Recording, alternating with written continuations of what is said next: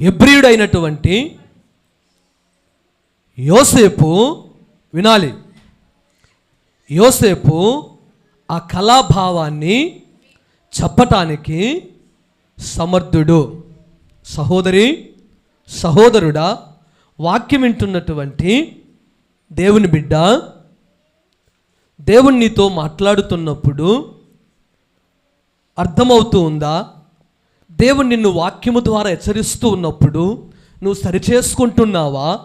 దేవుడు నీతో సూటిగా బహు స్పష్టంగా ప్రభు మాట్లాడుతూ ఉంటే నువ్వు సరిచేసుకుంటున్నావా? నాకెందుకు లేని మొహం చాటేసి పేపర్ తిప్పేసినట్లుగా తిప్పేస్తూ ఉన్నావా? ఈరోజు చాలామంది యవన బిడ్డలు ఫోన్ తీసుకొని ఫోన్లో ఇలా ఇలా చూస్తూ ఉంటే వారికి ఇష్టమైనది చక్కగా చూస్తారు. వారికి పొడుచుకునే మాటలు వెంటనే ఏం చేస్తామమ్మా? ఏం చేస్తాం? ఇష్టపడం. ప్రియులారా, అవి ఇష్టపడినా ఇష్టపడకపోయినా ప్రయోజనం లేదు. కానీ దేవుని మాటలు విలువైనవి. దేవుని మాటలు నిన్ను మారుస్తాయి. దేవుని మాటలు నీ భర్తను మారుస్తాయి. దేవుని మాటలు నీ భార్యను మారుస్తాయి. దేవుని మాటలు నీ పిల్లలను మారుస్తాయి. దేవుని మాటలు నీ కోడలను, నీ అత్తను, నీ కుటుంబాన్ని, నీ ఆత్మీయ జీవితాన్ని మారుస్తాయి. అందుకు విను. ఏం చేయాలి? విను. ఏం చేయాలమ్మా? విను. అందరం బైబిల్ తెరుద్దాం ఒక్కసారి. ఆదికాండము 41వ అధ్యాయము 37 నుండి చదువుదాం. 2-3 వచనాలు.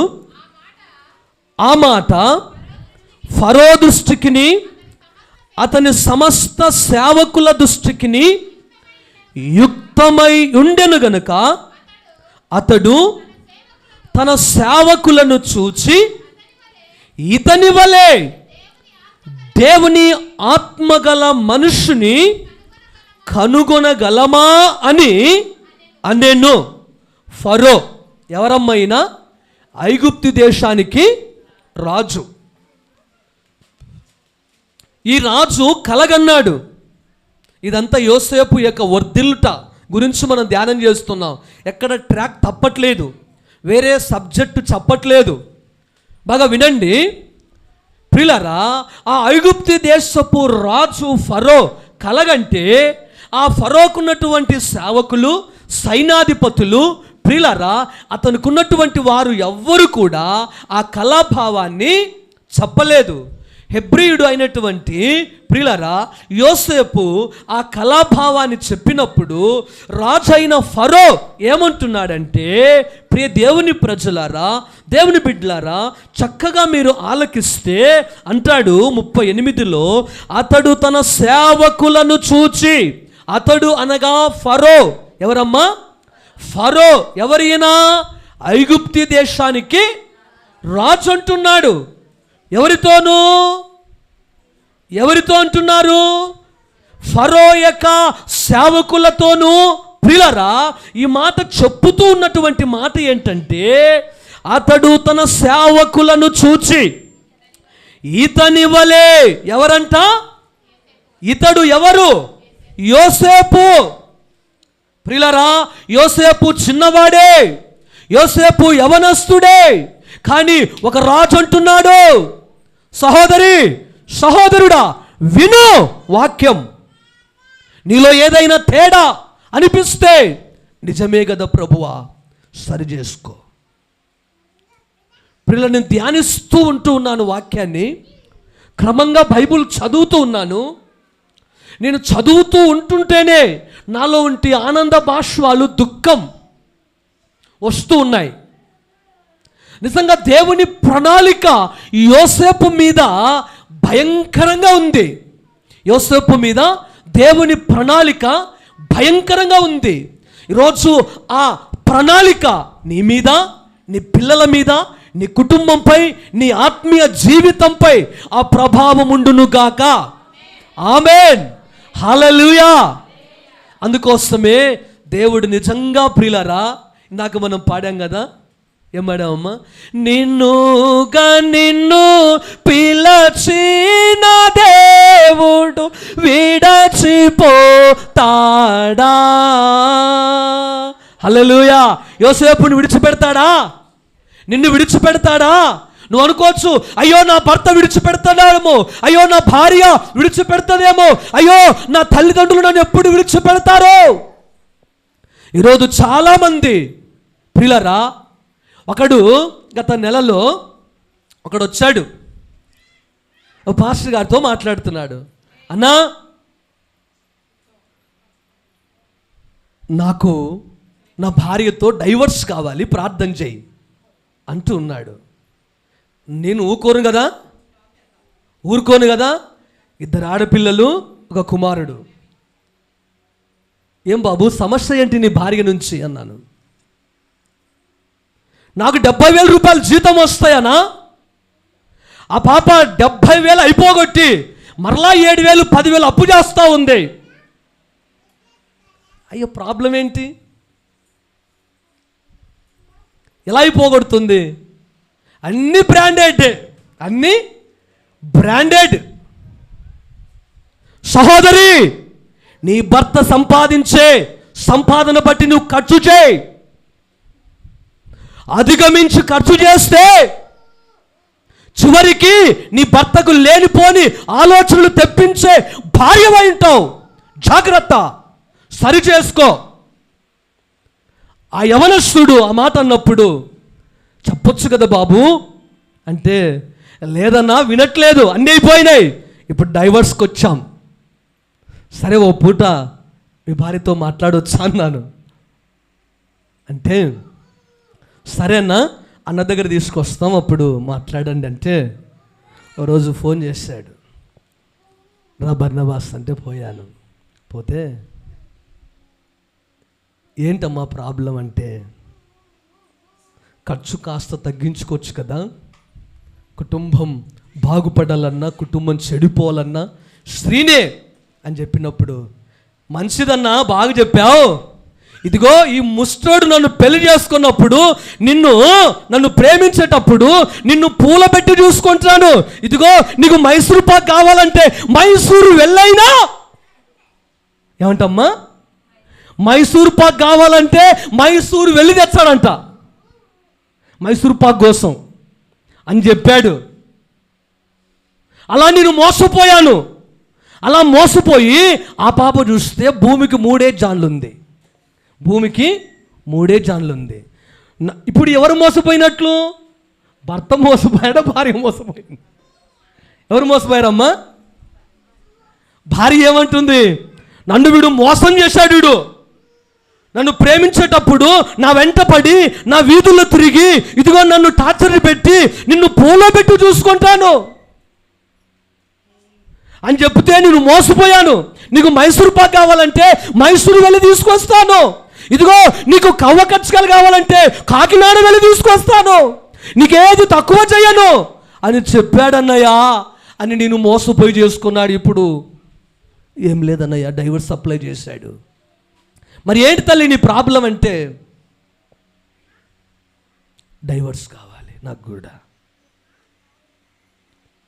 అమ్మా మనసు మార్చుకోండి, ప్రార్థన చేసుకోండి, ఖర్చు తగ్గించండి, ప్రభు దగ్గర సమాధాన పడండి. మీ పొరపాట్లన్నీ సరే, నిన్ను ఇష్టపడ్డాడు, పెళ్లి చేసుకున్నారు, పిల్లలు కన్నారు, ఇప్పుడు మీరు అలా విడిపోతే వారి పరిస్థితి ఏంటి, వాళ్ళు ఏమైపోతారు? అలాంటి ఆలోచనల నుండి మీరు బయటికి వెళ్ళండి. మీరిద్దరూ సమాధానపడి కలిసి బ్రతకండి. వాటి వల్ల మీకు వచ్చే నష్టమే, లాభమేం లేదన్నాను. ఇద్దరు ఏడుస్తూ అలాగే ఉండిపోయారు. పిల్లలను హైలైట్ చేసరికి ఇద్దరు ఏడుస్తూ ఉన్నారు. నిజమే, ఆ సమయంలో వారు ఏమనుకున్నారో తెలియదు. భార్య వచ్చి, నన్ను ప్రేమించేటప్పుడు నువ్వు అలా మాయ మాటలు చెప్పావేమో, సరే ఇంతవరకు నేను వృధా ఖర్చు చేశాను, అన్ని బ్రాండెడ్ తీసి నిన్ను అప్పుల పాలు చేశాను, నన్ను క్షమించు, నేను అలా చేయను అని సమాధానపడ్డారు. నా ప్రియ దేవుని బిడ్డలారా, దేవుని వాక్యం ఎలాంటిదంటే నీ కుటుంబాన్ని కట్టేది, నీ ఆత్మీయ జీవితాన్ని కట్టేది. కాబట్టి వాక్యం శ్రద్ధగా విను ప్రియులారా. ఈ యోసేపు యవనస్తుడు అయినటువంటి హెబ్రీయుణ్ణి ఒక దేశపు రాజు, ఏ దేశం అది? ఐగుప్తి దేశం. ఆ రాజు పొతీఫర్ తన యొక్క ప్రియులారా సేవకులతో అంటున్నాడు, ఏమంటున్నాడంటే అక్కడ అంటాడు, అతడు తన సేవకులు చూచి ఇతని వలె దేవుని ఆత్మ కలిగిన మనుష్యుని కనుగొనగనమా అని చెప్తున్నాడు. యోసేపును చూచి తన సేవకులను పిలిచి, అరే ఇదిగో ఇలాంటి ఈ వ్యక్తి కలిగిన ఆత్మ మనం ఎవరినైనా కనుగొనగలమా? ఈరోజు మీ పిల్లలు ఎలాంటి ఆత్మను కలిగి ఉన్నారో? రోడ్ల మీద సిగరెట్లు, బీడీలు, త్రాగుడు, వైన్ షాపులో పిల్లరా మిచ్చలవిడిగా నీ పిల్లలు ఏ ఆత్మ కలిగి ఉన్నారు? ఈ యవనస్తుడు యోసేపు దేవుని ఆత్మ కలిగి ఉన్నాడు. బలో యేసు రాజుకే హల్లెలూయా. దేవుని ప్రజలారా, ఈ ఆత్మ కలిగి ఉండడానికి తన తల్లి రాహేలు, తన తండ్రి యాకోబు ప్రార్థన. అందుకొరకే ఈ యవనస్తుడు యోసేపు దేవుని ఆత్మ కలిగిన వాడు. గట్టిగా చప్పలు కొట్టండి, గట్టిగా దేవునికి మహిమ కలుగును గాక. హల్లెలూయా. మీ పిల్లలు ఏ ఆత్మ కలిగి ఉన్నారు? యేజబేలు ఆత్మ కలిగిన వారా? దయ్యపు ఆత్మ కలిగిన వారా? సినిమా చూసే ఆత్మ కలిగి ఉందా? ప్రియులరా సిగరెట్లు, బీడీలు, గుట్కాలు, పాను, ప్రియులరా ఇదిగో లోక సంబంధమైనటువంటి విగ్రహారాధన, ఇదిగో పనికిరాని చుట్టలనిమైనటువంటి అలవాట్లతో నీ పిల్లలు ఉన్నట్లయితే దేవుని వాక్యం చెప్తుంది, విను, నీ పిల్లలు యోసేపు పొందిన ఆత్మ పొందుదురుగాక. ఆమేన్. ఎందుకనంటే ప్రియులరా ఈరోజు పిల్లలు భయంకరంగా పాడైపోతున్నారు. చివరికి కని పెంచిన తల్లిదండ్రుల మాటనే వినట్లేదు. కొన్ని కుటుంబాల్లో తల్లిదండ్రులే పిల్లలు పాడు చేస్తూ ఉన్నారు. విను, ఒకవేళ నిన్ను బట్టి నీ పిల్లలు పాడైపోతున్నట్లయితే సరి చేసుకో.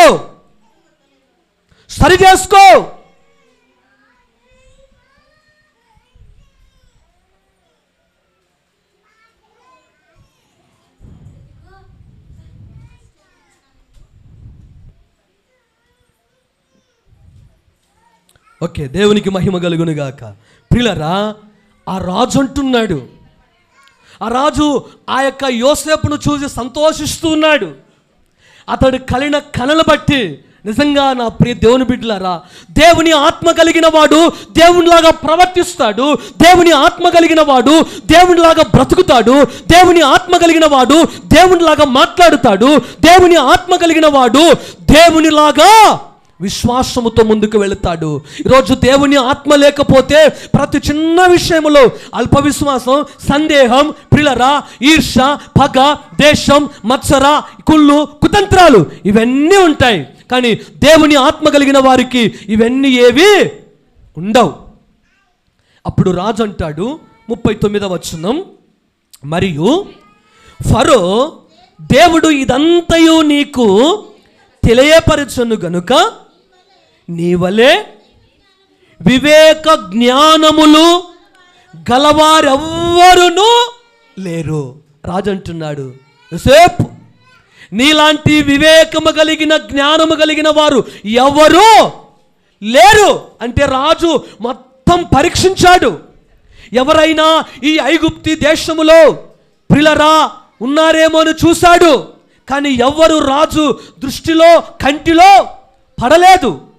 కానీ ఎవరు పడ్డారమ్మా? యోసేపు పడ్డాడు. యోసేపు ఎంత భాగ్యవంతుడు.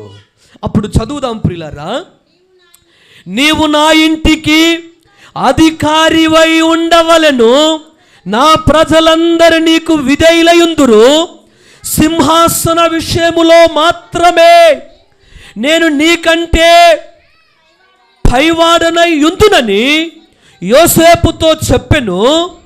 మరియు ఫరో చూడుము, ఐగుప్తి దేశమంతటి మీద నిన్ను నియమించి ఉన్నానని యోసేపుతో చెప్పెను. హల్లెలూయా, హల్లెలూయా, దేవునికి మహిమ కలుగును గాక. నా ప్రియ సహోదరి సహోదరుడా, యోసేపు యవనస్తుడు.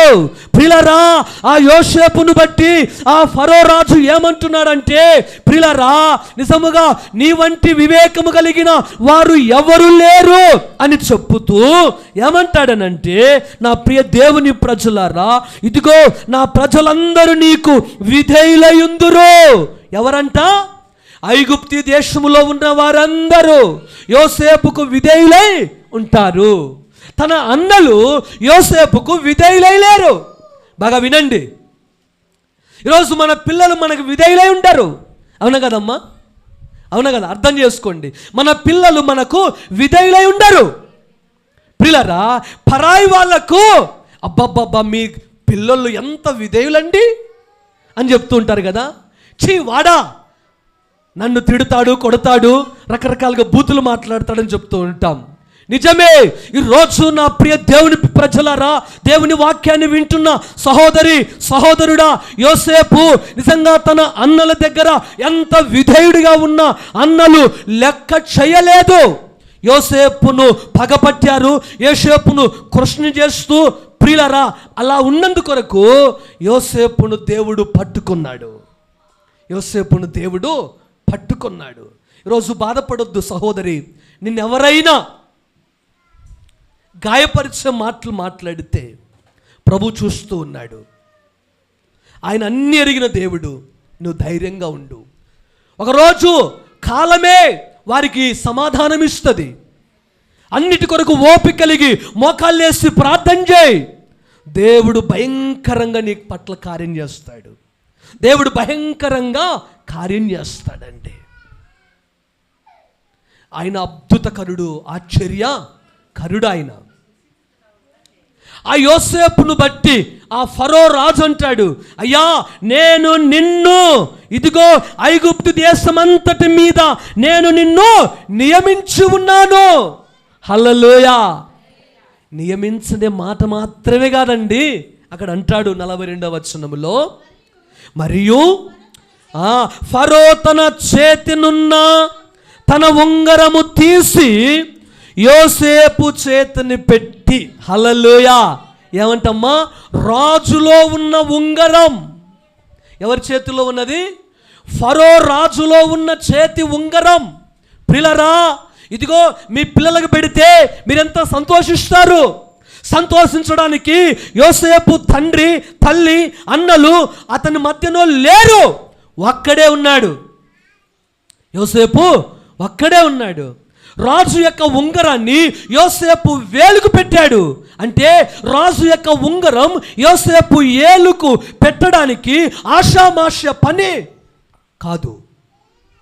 అతడు ఎంత నలిగబడ్డాడో, ఎంత అవమానపరచబడ్డాడో, ఎంత గాయపరచబడ్డాడో, ఎంత నిందించబడ్డాడో, ఎంత ప్రియులరా అల్లాడిపోయి ఉంటాడో. తన అన్నలు గోతిలోనికి పడేసినప్పుడు అంత శ్రమ, అంత వేదన, అంత విపరీతమైనటువంటి శ్రమ అనుభవించాడు. కాబట్టే ప్రియులరా దేవునికి నమ్మకస్తుడిగా ఉన్నాడు. కాబట్టే ఒక ఐగుప్తు దేశపు రాజు ఫరో తన చేతి ఉంగరాన్ని, ఏలుకున్న ఉంగరాన్ని తీసి యోసేపుకు పెట్టాడు. యోసేపు యవనస్తుడు. చదువుదాం. సన్నపు నారా బట్టలు అతనికి తొలగించి అతని మెడకు బంగారు గొలుసు వేసి తన 2వ రథం మీద అతని ఎక్కించెను. అప్పుడు వందనము చేయుడని అతని ముందర జనులు కేకలు వేసిరి. హల్లెలూయా. ప్రియులరా, ఫరో రాజు యోసేపును ఆ యొక్క దేశములో అధిపతిగా, ప్రధానునిగా మరి యోసేపును గుర్తించాడు. హల్లెలూయా. ఎక్కడమ్మా? ఒక దేశానికి ప్రధానిగా, ఒక దేశానికి నాయకునిగా, ఒక దేశానికి తలగా యోసేపును దేవుడు నియమించాడు.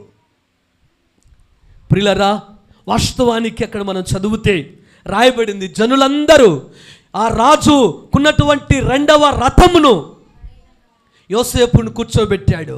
ఎంత సంతోషం అండి.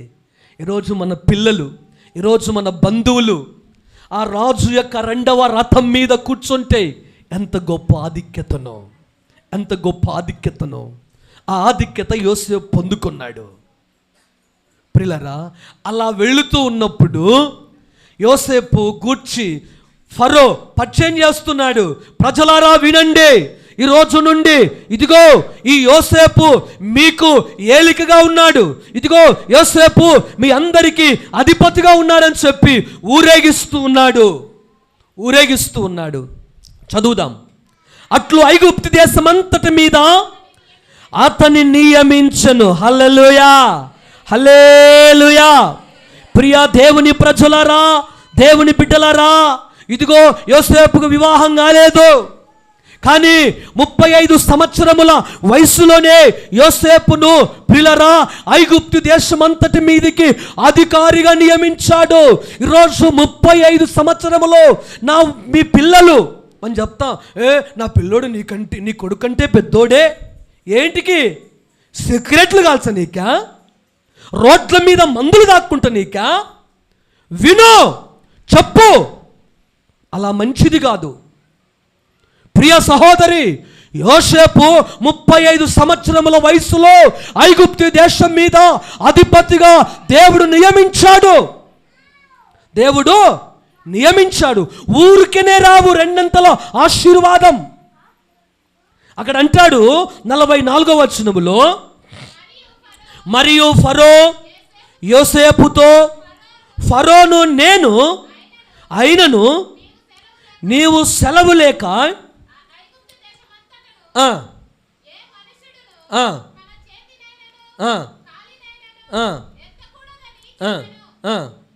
ఓకే, దేవునికి స్తోత్రం కలుగును గాక. యోసేపు శ్రమలు పోయాయి, యోసేపు నిందలు పోయాయి, యోసేపు కష్టాలు తీరిపోయాయి. కానీ ఇప్పుడు ఎక్కడ కూర్చున్నాడు యోసేపు? ఐగుప్తు దేశం మీద ప్రధానిగా, పిఎం. మన దేశ పిఎం ఎవరమ్మా? ఏంటంటే పిఎం నరేంద్ర మోడీ అంటే దేశ నాయకుడు. ప్రియులారా, యాకోబు రాహేలుకు పుట్టిన కుమారుడు కూడా ఐగుప్తు దేశములో ఏమయ్యాడు? ప్రధానమంత్రి. ఈరోజు మీ పిల్లలు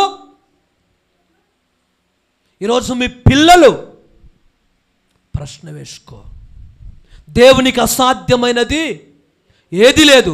మీ పిల్లలను ప్రధానిగా చేస్తాడు, రాష్ట్రపతిగా కూడా ఏదైనా చేయగలడు ఆయన. దేవునికి అసాధ్యమైనది ఏది లేదు ప్రియులారా. అప్పుడు యోసేపుకు ఏం కావాలి? వివాహం కావాలి. ఏం కావాలమ్మా? వివాహం కావాలి. ఈరోజు 21 సంవత్సరం కాకముందే నాకు పెళ్లి చేయవా? కనపడతలేనా నేను? పెళ్లి చేసి ఏంటికి వదిలిపెట్టి భార్యకి ఒక సాట, పిల్లలు ఒక సాట, విడాకులు తీసుకోకుండా విడాకులు తీసుకొని విచ్చలవిడిగా రోడ్ల పాలు చేసి అనాథుల పాలు చేయడానికా? ఈరోజు చాలామంది కోర్టుకు వెళితే, నేను గత వారంలో వెళ్ళాను మా అక్కను కలవడానికి. ప్రియులారా, కోర్టు దగ్గర ఎవరు ఎక్కున్నారంటే అంత యవన బిడ్డలే. ఏంట్రా బాబు ఇలా వచ్చారంటే అందరూ డైవర్స్. నేను చాలా బాధపడ్డాను. పెళ్లి చేసుకోవడం ఎందుకు, వాళ్ళని అనాథలుగా విడవడం ఎందుకు అంటే వారి మూర్ఖత్వం. నా ప్రియ దేవుని ప్రజలారా, వాక్యం విను. అప్పుడు యోసేపుకు వివాహం కావడానికి ప్రియులారా ఆయన ఏం కోరుకోలేదు.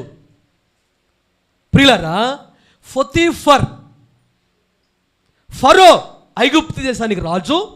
పొతీఫర్ ఐగుప్తు దేశములో సూర్య దేవతకు యాజకుడు. అతని కుమార్తెను యోసేపుకిచ్చి వివాహం చేస్తూ ఉన్నాడు. చదువుదాం 45వ వచనం. మరియు ఫరో యోసేపునకు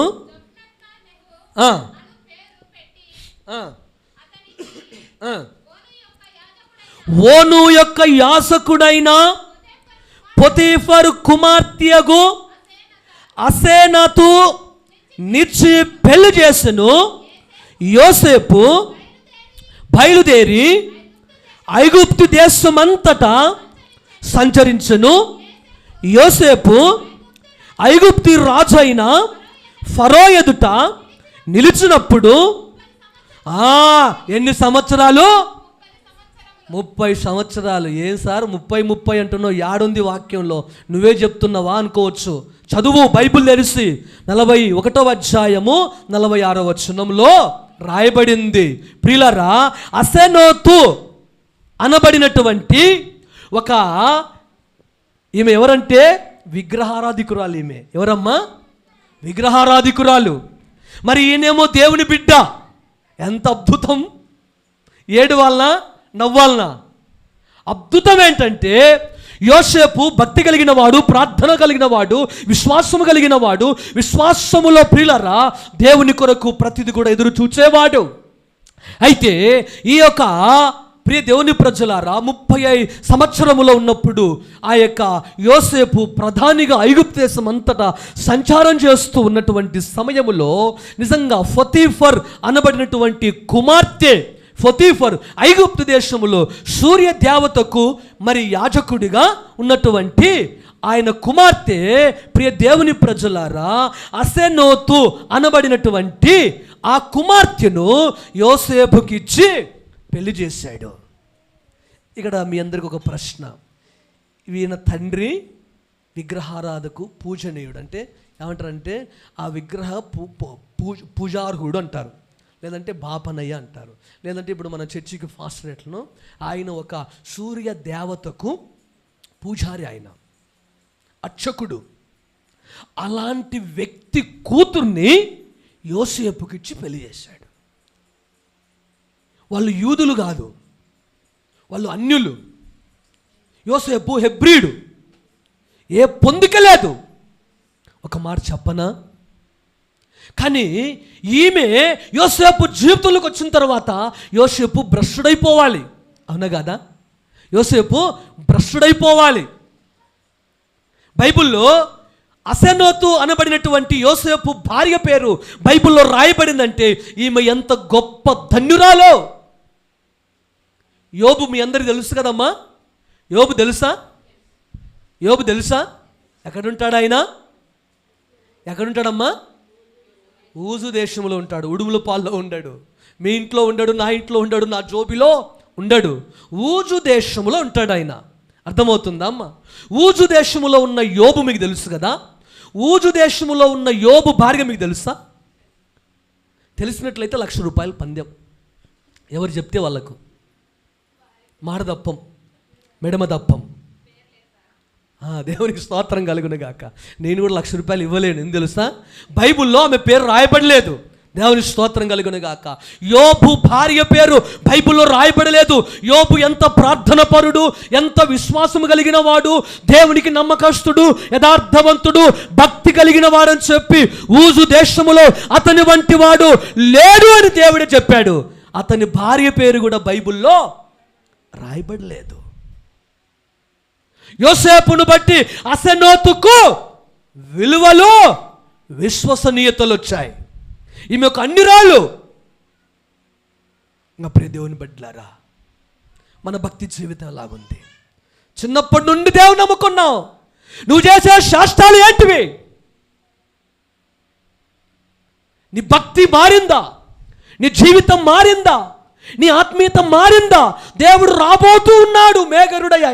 ఆయన వచ్చేటప్పుడు ఎవరు ఎత్తబడతారో, ఎవరు విడువబడతారో తెలియదు. ప్రియ దేవుని బిడ్డలారా, ఆషమాషమైన కాదు జీవితం ఇది. అగ్ని ఆరదు, పురుగు చావని జీవితంలో మనము నశించిపోకూడదంటే నిజ దేవుని నమ్ముకున్నాం. నిజముగా ప్రభువు వైపు నువ్వు తిరిగి ఆయనతో అంటు కట్టుకొని ఉంటే నీవు నరకాన్ని తప్పించుకొని దేవునితో నిత్యత్వంలో ఉంటావు. కాబట్టి నా ప్రియ దేవుని బిడ్డలారా, యోసేపు 30 సంవత్సరముల వయసు కలిగినప్పుడు ఐగుప్తు దేశములో రాజుగా, ప్రధానిగా దేవుడు అతన్ని నియమించాడు. ఎంత గొప్ప ధన్యత! ఆ దేశంలో ఉన్నటువంటి ప్రియ దేవుని బిడ్డలారా, ఆ అసెనోతు అనబడినటువంటి ఒక కన్యకను యోసేపు వివాహం చేసుకున్నాడు. ఈమె పేరు 3 సార్లు బైబిల్లో రాయబడింది. ఈమె అన్యురాలైనప్పటికీ ఈమె జీవితం, ఈమె భక్తి ప్రదర్శనలు ఎంత గొప్పవంటే అంత గొప్పవి. భర్తకు తగినట్టుగా భార్య తన యొక్క విశ్వాసాన్ని చాటించింది. ప్రియులారా, భార్యలను బట్టి భర్తలు ఎందరో కుమిలిపోయే వాళ్ళు ఉన్నారు. అందులో ఒకని పేరు చెప్పండి. భార్యలు బట్టి కుమిలిపోయి తనకున్న స్టేటస్, తనకున్న విశ్వసనీయత అంతా కూడా భ్రష్టత్వంలో పడిపోయాడు. ఎవరు? సొలొమోను. ఎవరమ్మా? సొలొమోను. 700 మంది భార్యలు, 300 మంది ఉపపత్నులు కలిగినటువంటి సొలొమోను అన్యలను చేసుకొని అన్య దేవతల తట్టు త్రిప్పాడు. వారు ఒక మాట చెప్పనా, ఆ యొక్క సొలొమోను అంటాడు, 1000 మంది స్త్రీలలో ఒక్కతినైనా నేను మంచిదాన్ని చూడలేదు. 1000 మంది స్త్రీలలో ఒకతినైనా మంచిదాన్ని చూడలేదు అని చెప్పి సొలొమోను అంటాడు, 1000 మంది పురుషులలో ఒకరినైనా మంచోని నేను చూశాను.